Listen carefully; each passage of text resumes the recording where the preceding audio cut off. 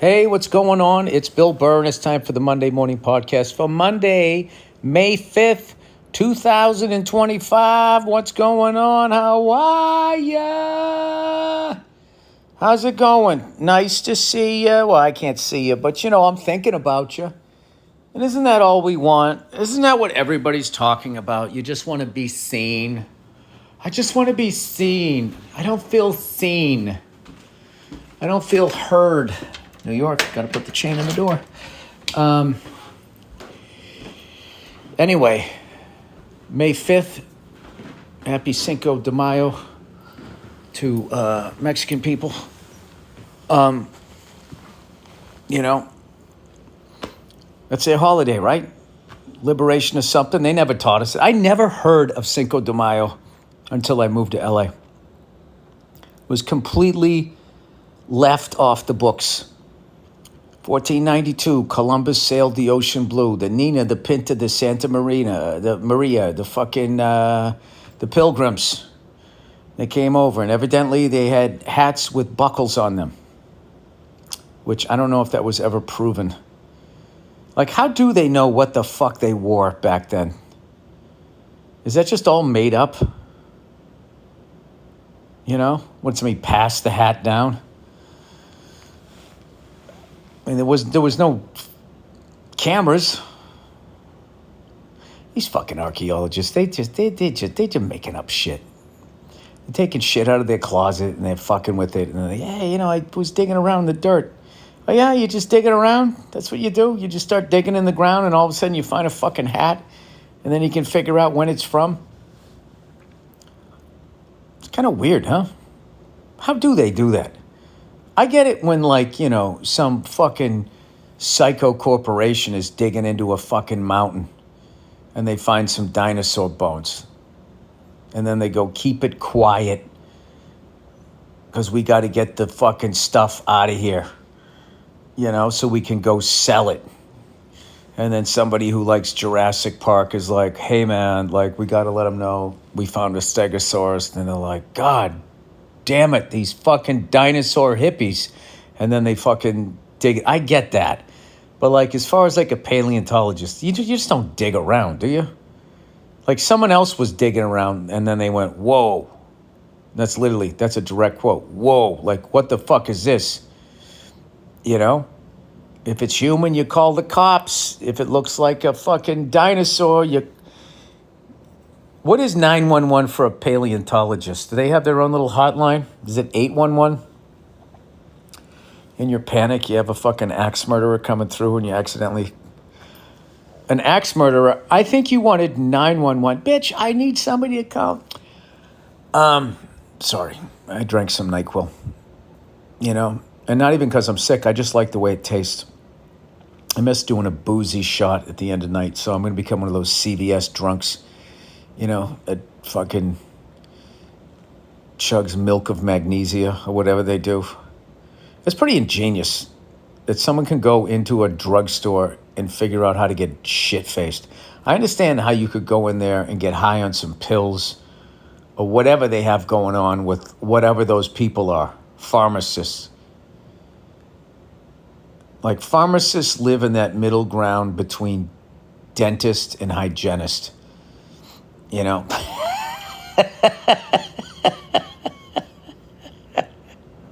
Where exactly is the pharmacist on the in the medical world? Let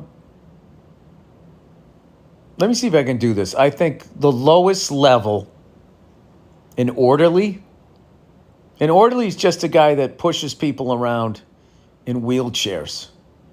And he wears the scrubs, but he has no medical background, right? He's the guy that follows the local sports teams. He was the guy back in the day that if you needed weed, he could get it. If coke, he might have to make a few phone calls. That was an orderly.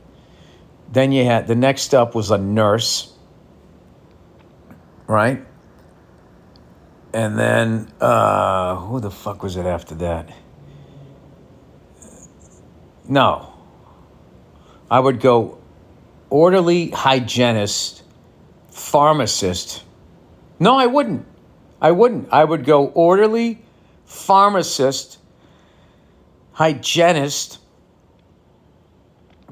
dentist, in the coaching tree of dentistry. Everything from an actual dentist to an orthodontist to those fucking creeps that just do cosmetics dentistry. I just do cosmetic dentistry. Those fucking guys are money-grubbing cunts. Money-grubbing cunts. That's all I mean, you can get that with the dentist, but I was in the dentistry world for a while, and for 5 years. And I could tell you this. I worked with dentists that were cool. I worked with dentists that were okay. And then, there was a couple of money grubbers, that would be like, they just wanted people with private insurance. They were there to get their fucking money, And I used to think like, wow, man, that's really fucked up because you're working on somebody's mouth. And if you're drilling teeth that don't need to be drilled or you're overcharged, there's just something fucked up about that. You're taking away a part of this person's body, you fucking lunatic. And I thought those guys were bad. But then I met a cosmetic dentist. Sounds like I was on a dating app, didn't it? I met one. No, I had one. I thought it was just a dentist, and it wasn't. It was a cosmetic dentist, and I didn't realize it for like 2 fucking years. And I finally, like, the dude was not interested in cavities. Like, all he wanted to do was like fucking Invisalign. I got a couple teeth, from grinding them, being a psycho. Like, he wanted to do shit to that. And I was like, no, I'm fine. He's like, oh, what do you like, the rugged look? It's like, that was the last thing. It was like, dude, shut the fuck up. Then I noticed in his waiting room, he had a picture of him at like some steakhouse. That was a picture, and he had these giant fucking white teeth. And I'm like, this guy looks like a game show host. I'm out of here. Now I have a dentist again. But typical me, I should have looked at the red flags, but it still took me 2 years to get out of there. But fortunately, I got out of there unscathed. I would always make up an excuse before he came. I got to get out of here. Every time I went in there, they needed a full fucking thing of x-rays. It's like, you just got one. You're not lighting up my head every time I fucking come in here, Because you just became a member at some golf club. I'm not even saying any of that was going on. That was just the vibe. So now I just have a dentist. She's cool as shit. What do you think about this? I think you'll be fine. Like, that's what you want. All right, so then dentist, then it would go nurse, and then doctor, and then health insurance company. I don't know how it works. Anyway, I saw last week's MotoGP. I don't know if they had a race again this week. I think they're off this week. And I saw the one in Spain.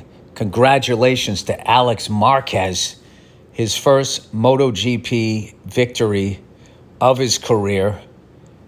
He rode an amazing race. Marc Marquez wiped out, got back on his bike, and still was able to finish like 12th or something like that. But I think Alex is in the points lead by 1 point over his brother Mark, who is the first person ever to win 5 sprints in a row. And Fabio Quartararo had a great race too. I don't know. It's shaping up to be a good season. I was worried that Mark was just... He would be right if he didn't wipe out twice, on his own accord. If he just finished those fucking races, even in second or third, he would have a sizable lead. So it's looking pretty good at this point. So anyway, what was I going to say? Tonight I did my first real stand-up gig. I was at the legendary Capitol Theater in Port Chester, New York, just on this side of New York, not quite Connecticut. So for those of you unfamiliar with upstate New York, it's funny, they don't consider themselves upstate. That's why I like saying it. They're like, hey, fuck you, upstate. I live in fucking Westchester. Upstate to them is Poughkeepsie, Albany, Ithaca. But I'm just wondering, if you leave New York City and you go through the Bronx, you keep going north, you keep going upstate, Tarrytown, Sleepy Hollow, Westchester, Eastchester, Portchester. I mean, you're on the other side of New Rochelle. You're fucking upstate. I'm sorry. But they don't like that. At least in Westchester, because in Westchester, they got money. You know? And when you say this dude is upstate, you know, that infers a certain financial bracket. And they don't want their homes to be lumped into upstate. There's fucking people I know that have to drive over an hour to get into the city, and they're trying to tell me they don't live upstate. You get in a car and you drive 70 miles an hour for an hour before you get to the city? That's fucking upstate. Anyway, so I went up there with my my list of jokes. This comic, Drew Dunn, that I've gotten to know through Instagram and then being here in New York and seeing him down the cellar, he's fucking hilarious. He did 20 minutes in front of me, fucking murdered. And then I went out there and I did my bullshit, was able to go for like an hour and 15 minutes, which is great. I still didn't do 3 big bits, so I'm psyched. I feel like when Glenn Ross ends on June 28th, I will be able to seamlessly go do my overseas gigs. Anyway, you want to hear something funny? Somebody was saying, because I was doing Abu Dhabi, someone was giving me shit saying it was blood money. And this is like how fucking racist people are. They go, that's blood money. And on that tour, I'm going to England. They never brought up England. England isn't blood money. Oh, yeah? What is that? English people? England, Great Britain, that's just salt of the earth people? Like, no blood money? No blood money. No, that's white money. That's clean as fucking as white as Jesus, who wasn't white, right? He was from the fucking Middle East.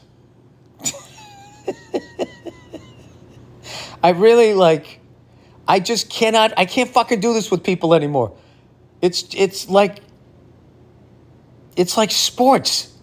Literally fucking sports. Listening to New York Yankee fans defending that stupid fucking bat, the same fucking people that were backing Deflategate. It's just like, gee, I can't fucking have this conversation with you. I can't have, well, you can fucking have all right. Well, you know that investigation was conducted by the owner of the losing team, right? And he found an equal number of underinflated balls. But that's bullshit. It's just like, okay, I get it. All right. So England is fucking wonderful, clean money, no guilt on that, you know.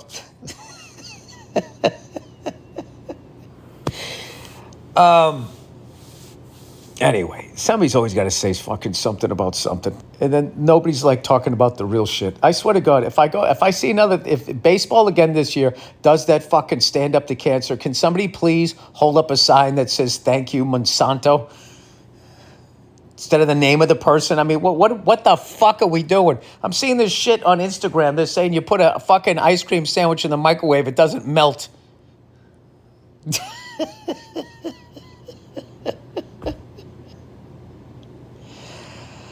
All right, whatever. Any gig I do in the United States is blood money. It's all blood money. It's all blood money. And we didn't do it. They did it. But they're pointing at Mexicans coming over a wall, and they're doing all this other shit. It's the old misdirection. Get them looking at this hand while this hand's doing that over there. It's fucking, I don't know, whatever. Anyway. So I went up there and I did my act, and I'm telling you, man, it just fucking poured out of me. So that's the second time I've done an hour. So like, I think doing this podcast helps me to stay relaxed so I don't get freaked out when I don't feel like I have anything to say, and I just go, some will come, and then it does. And then I fucking riff on that, and it's fine. But like, please believe me, the hour needs a lot of work. That's what I was saying in a couple of these things. I was like building up scenarios. Oh, dude, I got to tell you a couple of things I saw at the coffee shop, right? I'm sitting outside, And there's this guy in scrubs. And looks like Charles Manson, right? Full, just beautiful, full head of hair. Gray, a little bit of black in it. He's got the beard and shit. But he's wearing scrubs. So he's dressed like a doctor. But he's got a head like Charles Manson. And he's not wearing any shoes and yellow socks. Like mustard yellow. And I'm sitting there going like, there's not a hospital around here. If he was a doctor, he would have fucking shoes on. Because, even with the Charles Manson head, I thought, well, all right, maybe he pleased his parents and went to medical school, but like on the weekends, he plays in a band. Like, I didn't know. But then he wasn't wearing shoes, so I was like, the fuck is with this guy? So, you're living in a city. You start to know, like, what to pay attention to in your peripheral. Like, okay, he's sitting down. He doesn't seem to be doing anything, but I'm just going to sort of clock that guy. Like, I don't know what the country version of that is. In the suburbs, it's that neighbor that, like, keeps to himself. Or maybe, like, you ever see somebody that even when they smile, it's still unsettling? Like, that's the suburb version of this Charles Manson dude. And then, like, out in the sticks, I would imagine it's when you haven't seen some guy's wife for a while and he just keeps saying she went to go visit her mother. And he has pigs on his property. You just start to put two and two together. So anyway, we're sitting out. Okay, back to the city. In the city. I'm just sort of clocking this guy. And then he gets up and he starts walking over towards me, and I'm thinking, oh, fuck, he saw me looking at him. And he didn't. He walked by, and then I saw he had, like, the patient, like, they were, like, made out of paper almost. And I forget what he said to me, and then he went and he sat down on another stoop on the other side of me, and then he got up and he walked back to his other spot. I said, all right, this guy's got some issues, right? But he doesn't seem to be, like, freaking out, right? So inside the coffee shop, I forgot to tell you this, I go in there, and the second I walk in there, there's this couple, a man and a woman in their 20s, and I can tell the boyfriend is fucking pissed at his girlfriend. Shaking his head, he's muttering, he's giving her looks. She's completely oblivious. I come walking in, she looks over and just smiles, like how you're in a shop and you just, that dumb smile you do, like, oh, we're waiting in line, she does that, right? So I'm looking at this dude and I'm looking at her and she's fucking clueless. And this guy is muttering, like he's putting on a muttering clinic and he's fucking side-eyeing her like you cannot fucking believe.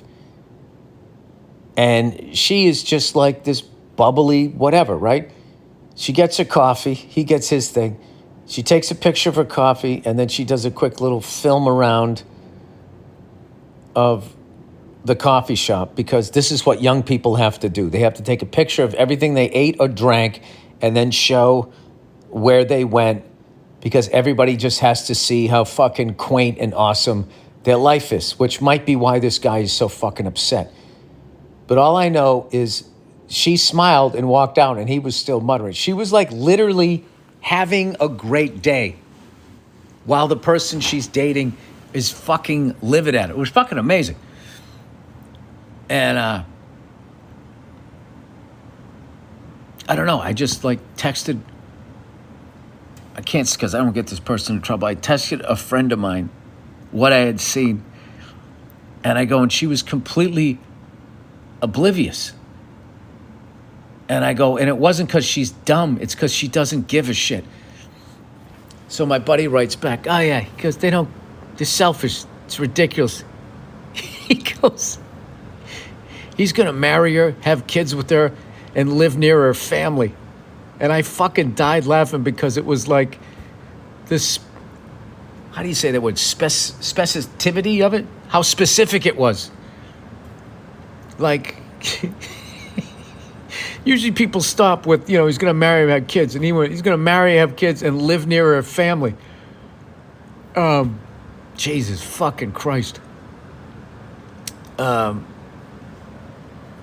was really like laughing because I was trying to think of a fucking scenario where a man, your girlfriend's mad at you and you're completely not aware of it.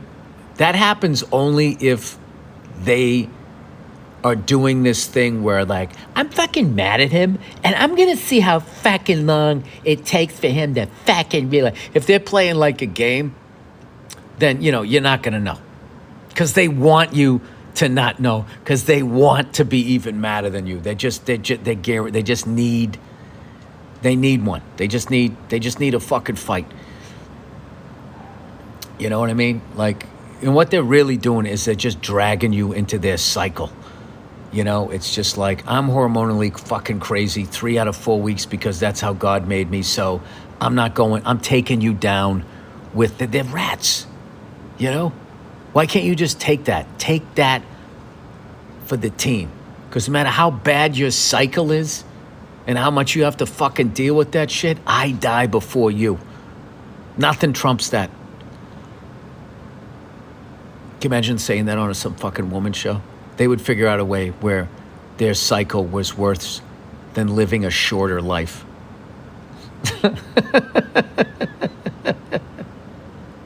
Do you know what I said to my? I have said so much stupid shit to my wife. One time she was, I was being a dick on purpose. She was like, "Oh my God, my period started today. I'm fucking, it's really bad, blah, blah, blah, blah." And I was like, "Nia, you get it every month. Like, when are you going to get used to it?" I mean, my fucking back goes out like, a couple times a year. It's talking to me every day, but, you don't have to hear about it. That's what I said. It was the beginning of the football season. And I was like, "Nia, you got your period. You're not playing in the NFL." And she just looked at me and laughed and said, "What the fuck did you just say to me?" I was like, "I'm just kidding. I love you. I'm just fucking around." And then she just died laughing. There is an art form to that, by the way. Saying something so fucking stupid and ridiculously rude that they can't even get mad. They have to laugh because it's just so fucking out of bounds. But I do have to say, if you fuck that up, it's almost not worth doing it. But if it's really funny, you kind of have to do it. I'm not saying I do it every time.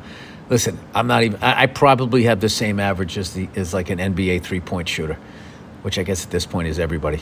And what do they have? If you shoot like 35%, that's what's so funny about these stupid fucking 3-pointers everybody's taking. If you shoot 35%, they're fucking ecstatic or something like that. It's like, you realize a layup, there's nobody underneath.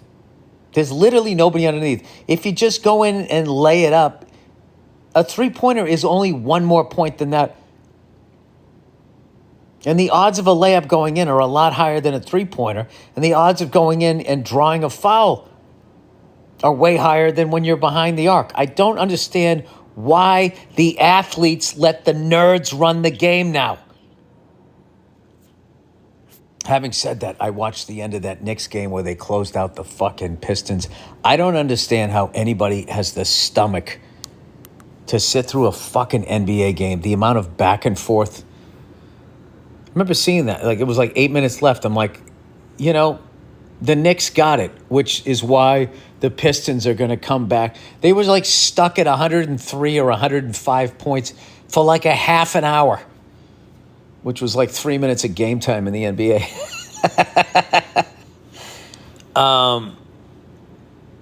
But they ended up closing them out, so, which is great because I didn't want to have to listen to these fucking Knick fans whining again this year after all this shit every fucking year, the level of shit that they talk.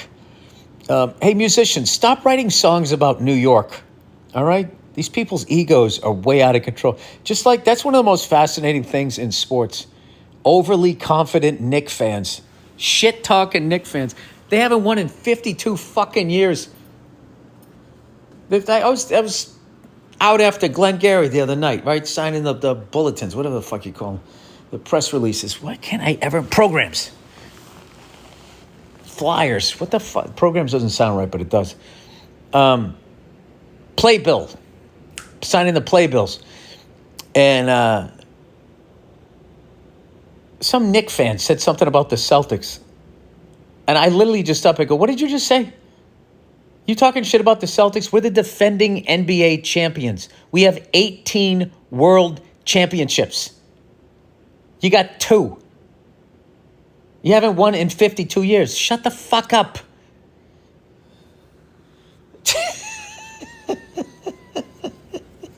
Did you enjoy the play? Talk about that. Fucking sit here. I don't want to fucking listen to any more confident fucking Knick fans. You know what's funny too is if, I don't know, I don't pay attention to it, but if they played the Celtics this year and they beat us in the playoffs, they will act like they've owned us for the entire, and so will ESPN, because you know ESPN fucking blows New York City. You know, they just drop to their knees anytime anything happens in New York. Oh my God.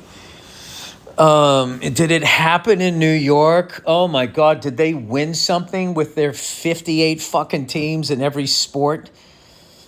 It really is one of the worst sports towns there are, just for the sheer amount of teams that they have, you know, versus the amount of championships they have. Thank God for the New York Yankees. Everybody else gets graded on a fucking curve. Giants, too. Giants are respectable. Oh, and you know what? Did I tell you I finally figured out why they don't count NFL titles? They don't count it because they didn't absorb the AFL. They merged with it. It was a merger. So even though it was still the NFL, they started over. Which is really weird because it really is like the NFL absorbed the AFL, I feel. I don't know. The whole thing is strange to me because right now, if you have 6 Super Bowls, I've presented this a million times, like Pittsburgh and the Patriots, somehow you're the fucking Lakers and Celtics of the NFL when the Giants and the Green Bay Packers have the most NFL titles. Giants have I want to say quite a few. I looked this up one time. It's really weird. But it's just all gone. Like the Green Bay Packers were Title Town. That was the nickname of Green Bay, Wisconsin. And then right at the end of their run, you know, Vince Lombardi leaves. Everything's fucking over. And I guess retroactively, they called those NFL, AFL games the first and second Super Bowls. So they did get those too. But I don't know. Their 11 NFL titles were just like, yeah, starting a fresh slate here, fellas. Don't know what to tell you. All right. Anyway. So I told you I'm trying to like not go on Instagram after 6 p.m. I am so fucking addicted to that shit. I've already 5 times opened it and went no and had to shut it off. So shout out to all of those fucking nerds out there that figured out how to make it super addictive. I need to go back to reading. It's fucking nuts, man. This fucking world. Why can't shit just be legit? Why does it have to be like, you know, we'll create this thing and we must figure out how to make them addictive so they keep coming back and they keep clicking and they keep watching. The more they click, the more they watch, the more we make. We will fill ourselves up with gold coins and we will roll around naked in them. Like, why can't you just have a fucking platform? Hey, this is what I got. Here it is. You like it? Cool. If not, I get it. Have a nice day. Like, what is it with fucking nerds and sociopaths that's not enough? We have to have everyone. We have to have all the money. We have to have 100% of the market share. And when we achieve that, we'll begin to eat ourselves from the inside as we search inside our own company for more gold coins, more ways to fire people. 10 people in that department. Now there's 2. And you too will do the work of 10. And I've made more money. Sorry. All right. Helix, everybody. Let's do some reads here. The Helix lineup offers 20 unique mattresses, including the award-winning Luxe and Ultra Premium Elite collections. The Helix Plus, a mattress designed for big and tall sleepers. I always picture like the tall sleeper, like he sleeps upright in the bed or else his fucking legs would hang off the end.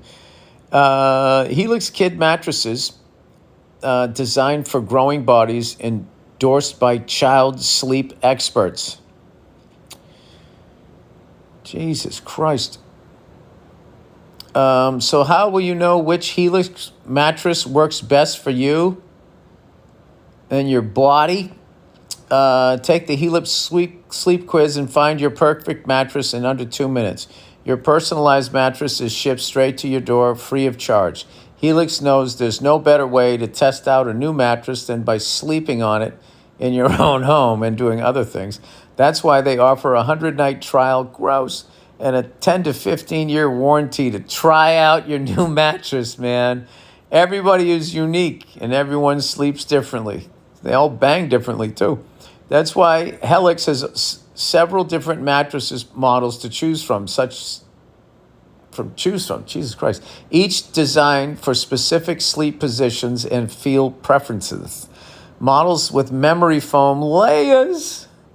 What is memory foam? Does that mean you just broke in the bed?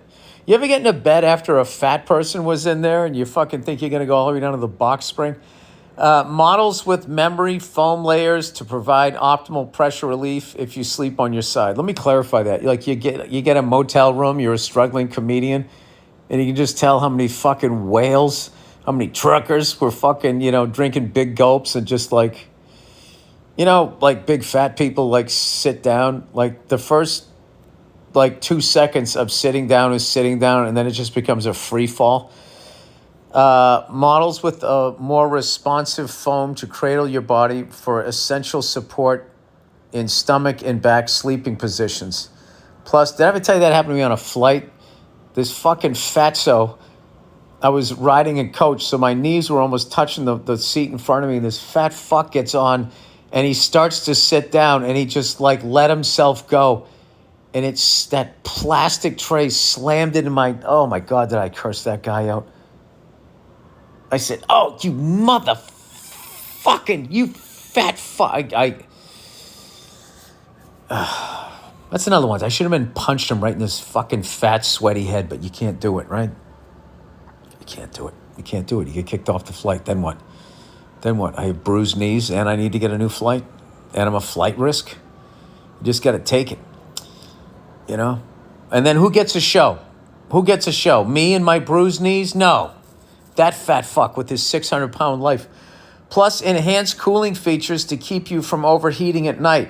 And if your spine needs some extra TLC, they got you. Every Helix mattress has a hybrid design combining individually wrapped steel coils in the base with premium foam layers on top. It's the perfect combination of comfort and support. Not sure you can take my word for it? Well, hey man, Helix has been awarded the #1 mattress picked by GQ and Wired magazine. It's even recommended by multiple leading chiropractors and doctors of sleep medicine as a go-to solution for improving your sleep. Go to helixsleep.com/Burr for 27% off site-wide plus free bedding bundle, which is sheet, set, and mattress protector with any Luxe or Elite mattress order. That's helixsleep.com/Burr. How was that for a read? People like that? All right. Open phone, everyone. Open phone. All right, listen up. I swear to God, that's the copy. All right, listen up. Snap to it. Drop your cocks and grab your socks. Remember all those military things? And they would always have those guys rhyming shit as they were yelling at people in boot camp. Your mothers are not here to protect you anymore. Where you from, boy? Bullshit. Only questions there from there. I don't see no fucking horns. Listen, Sarge, I get it. You have a lot of homosexual urges. That's probably why you joined the military, to be around all these men, but don't project it onto me. What the fuck did you take? You eat that jelly donut and do some fucking... Open phone. All right, listen up. If you're running a business, you're probably juggling a million things right now. But every time you miss a call, you're throwing money away. Serious. Think about it. Let's say you're a plumber. All right? Let's say you have a belt and your ass isn't hanging out and someone calls you. They need something and you're out there getting a coffee, taking a nap or whatever. Ooh, shots fired at plumbers. And that call straight to voicemail. Poof, gone. Opportunity lost. They didn't leave a voicemail? That's why you need open phone. It's the phone system that actually keeps up with your business. No more missed calls, no more missed opportunities. Open phone gives you a business number that works right through an app on your phone. Simple, right? You're a smart guy. If you have employees or coworkers, your whole team can share the same number to answer calls and texts like a shared inbox. Whoever picks up, they know exactly what's going on. And with AI-powered call transcripts and summaries, thank God for AI. I love how they always act like AI is your friend. You don't have to worry about taking down messages and follow-ups slipping through the cracks. Over 50,000 businesses trust Open Phone. So don't be the last one to catch up. Go to openphone.com/Burr and get 20% off your first 6 months. That's OpenPhone. Phone with the ph.com/Burr. And if you've got numbers from another service, they'll port them over at no extra charge. Open Phone, no missed calls, no missed customers. All right, now let's get to the fucking reads here. Let's get to the fucking reads. Oh, I know what I did. I made it go up to the top. And now I know why, because that listener wrote in and let me know what was up. Liam Neeson. Hey there, Liam Burr. I was listening to a throwback episode when you looked up Liam Neeson's name. You were calling him Liam Leeson. That sounds like me. And when you saw his name was Liam, you commented, that's not his fucking name. That's not his fucking first name. That's what I said. I'm curious if you realized that his name is actually William and he just shortened it to Liam. I did not know that. Could be a nice rebranding for you if you ever go through with that hair transplant.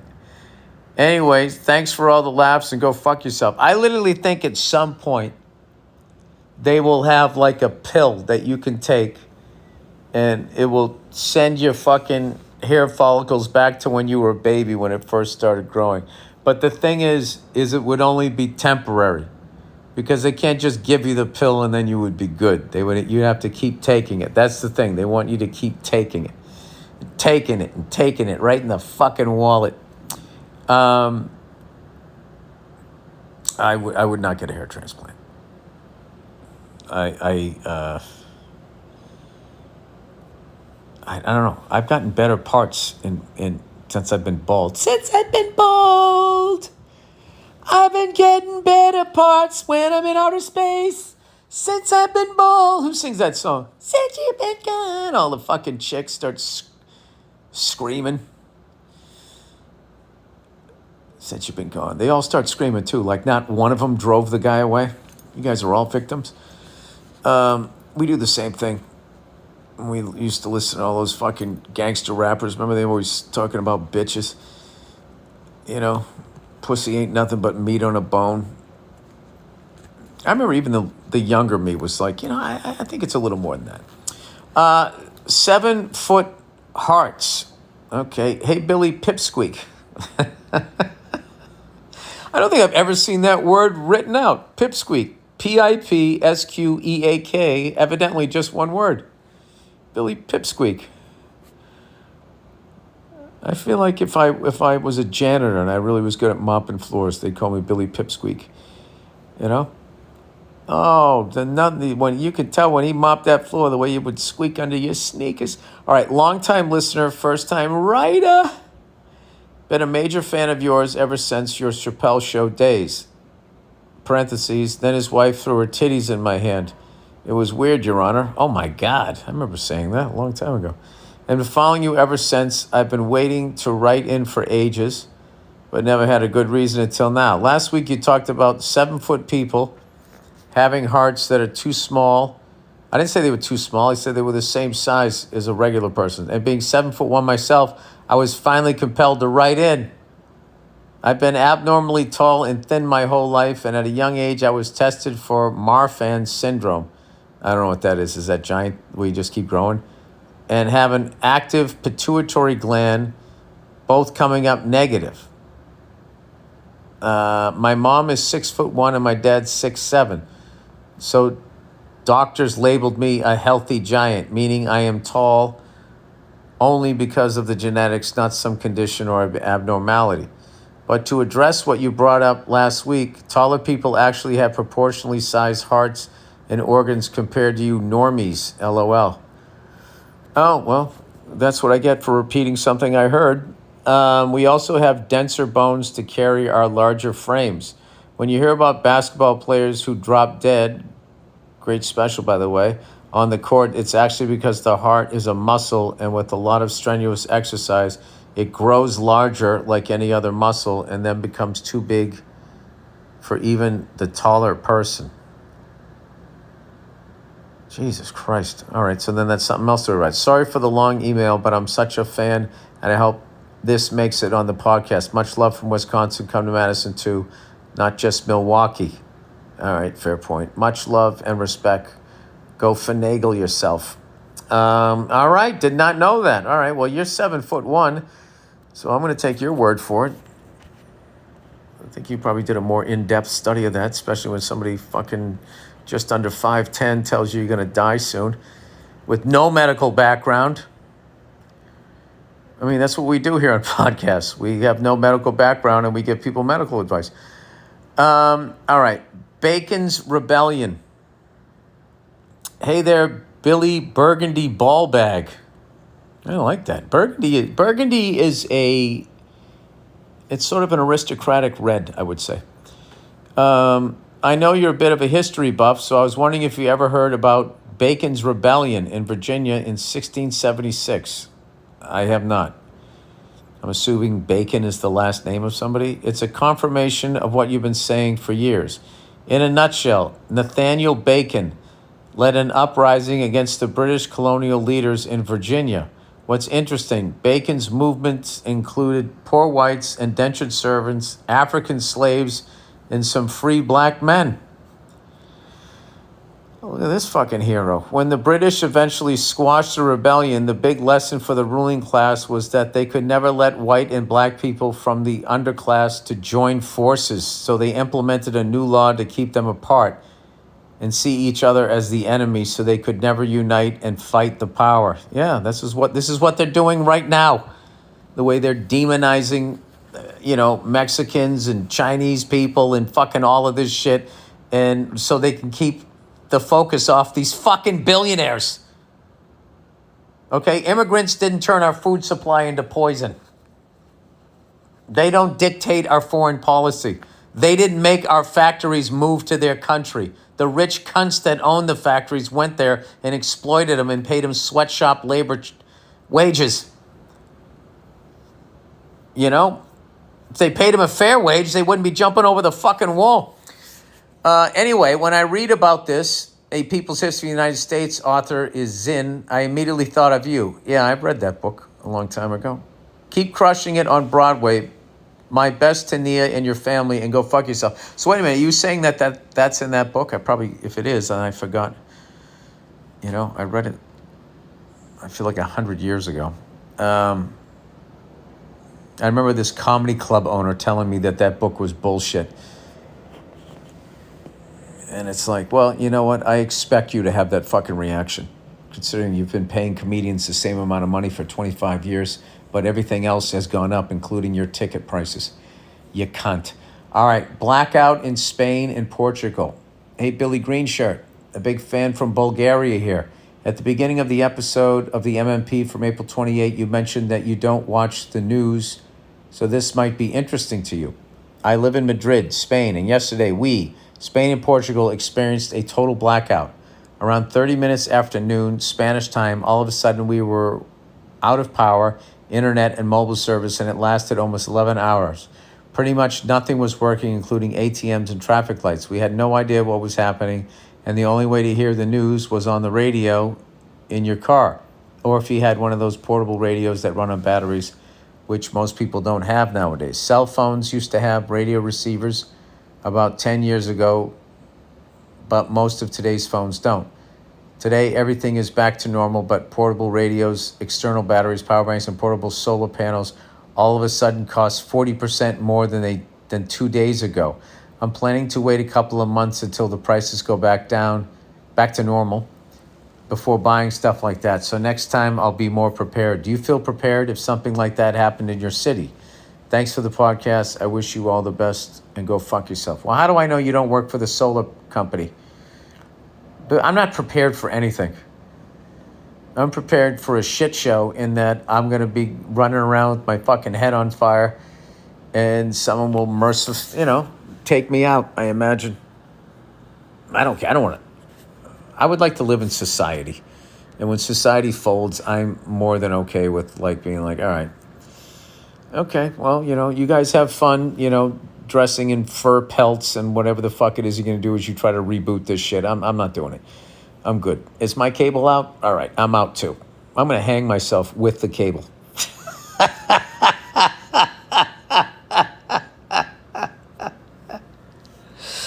Old Billy Cyanide pill. Old drunk neighbor.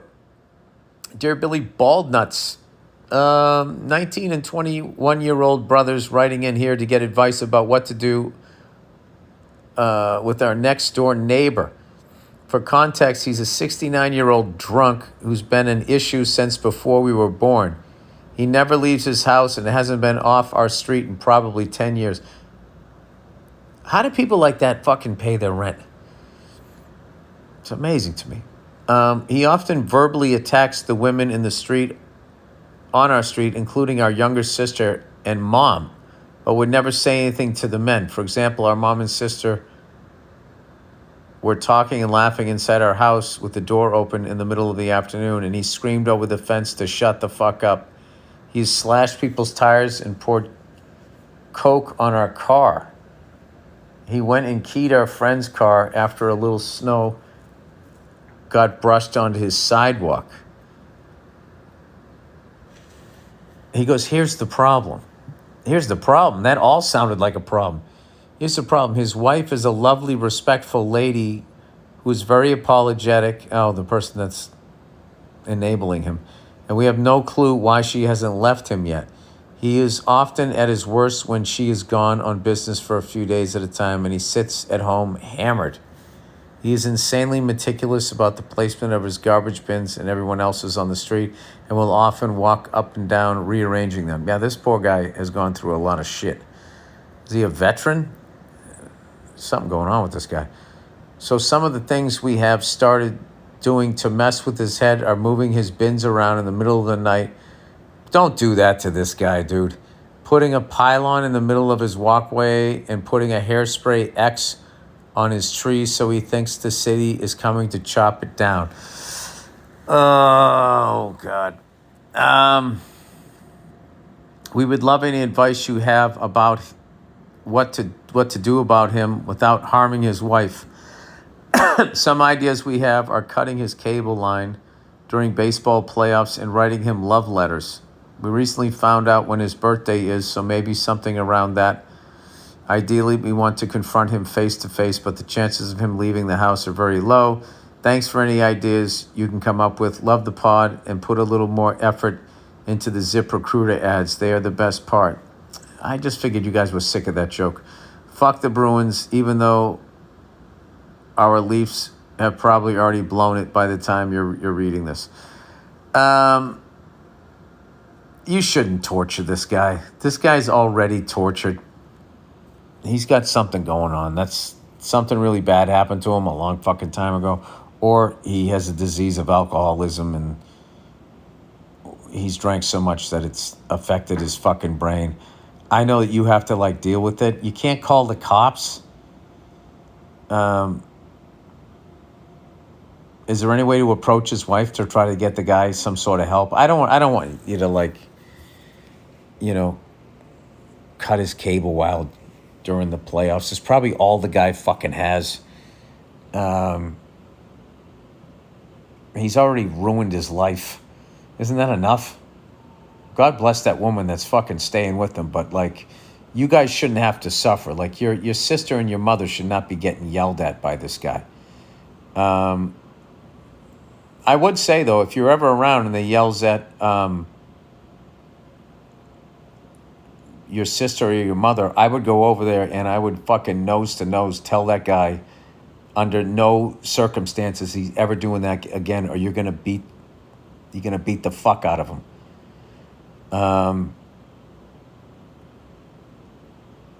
I mean, that I would deal with, but all this other shit, him rearranging the barrels and doing stuff like that, I wouldn't fuck with him on that. But him yelling at your sister and your mother, I don't give a fuck what his problem is. That has to be dealt with. So I would, I don't know what his deal is. Can you intimidate the guy? Because I had a neighbor like this one time downstairs and used to yell at Nia when I was on the road. And, he had some sort of cognitive issue. And Nia kept telling me to go down and talk to the guy. I was like, I don't want to talk to that guy. He's 1,000 fucking years old. It's not gonna go well. So he yelled at her and she's like, you need to go down there and talk to the guy. I go, all right. So I go down there and he was fucking like, he was afraid when I got there. And then I'm like, oh my God, he's going to have a fucking heart attack. So I made sure, I was at least 25, 30 feet. I said, listen, you're yelling. Nia was my girlfriend at the time. Yelling at my girlfriend. It's not cool. And he was fucking screaming, she stomps all over the floor and all this shit. And I'm like, buddy, I'll tell her to, not walk across the floor on her shoes. With the shoes, we have wood floors, but you can't be yelling at her or whatever. And then he just started attacking me. He goes, you make noise too. And I was just learning how to play guitar. And he goes, how's your band? And he started laughing at me. And this is what pisses me off, is my wife was on the porch listening, and she laughed at that. Like, was on like his fucking, they're just fucking unreal. And then, I don't know, he never yelled at her again after that, because I went and because I don't know if you really confronted him. But like, I don't know. I just remember I went upstairs and she was laughing that he said that, going, oh my God, he like fucking trashed you. And I was like, yeah, I mean, he got me with the great one. And now I feel self-conscious about playing guitar. And I also feel bad because he was shaking and he was clearly afraid of me. And I don't like going around scaring old people. I told you I didn't want to go down there. It wasn't going to go well. Oh God, now you got me reliving this. I don't know what. I don't know how old this guy is. But he might scare easy if you just have like a confrontation with him. It seems like you guys haven't done that yet, and you're just sort of fucking with them. But I wouldn't do anything like to mind fuck this guy to make him any more tortured than he already is. I would, like I said, if he's yelling at your sister or your mother, even if you're not there, they tell you that later, you got to go over there and knock on the fucking door and just say, listen, you want to drink yourself to death, that's fine, but you are not yelling at my sister or my mother. You understand me? Okay? And a lot of those guys, most people are fucking pussies when it comes to that shit. If they think there's a beating coming, they're gonna steer clear of it. You might have to reset them a few times. That's the most I would do. But you got to understand, if you go over there, if that guy has a fucking heart attack, if anything fucking happens, you're going to be, I don't know how it works in Canada, but you're going to be live. Like, it's not going to be a good fucking thing. I don't know. Can you call the cops? Can you have one of your mounted police come over there with the maple syrup riding in on a horse? Send a Mountie over there. Oh, hey, those two hosers over there. I know you guys don't talk like that. What was that movie?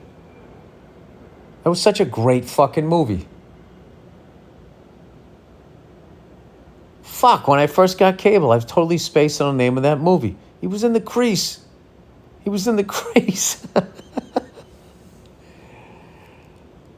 When I end this podcast, it's immediately going to pop in my head. What the fuck was the name of that movie? That was when I first got cable. I saw that. I saw Kentucky Fried Movie.